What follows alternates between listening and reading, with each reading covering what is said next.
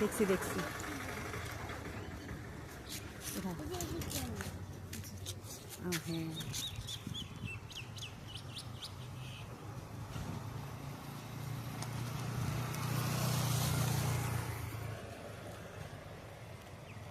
হ্যাঁ দেখা যেতেছে।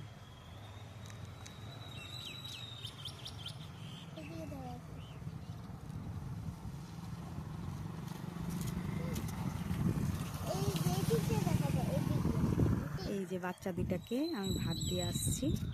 একটা দাদা আসছিল, দাদাকে বললাম তাড়াতাড়ি গেটটা খুলতে, রিকোয়েস্ট করলাম, গেটটা খুলে দিছে। তারপর ভাত দিয়ে আসছি দুটা বাচ্চাকে।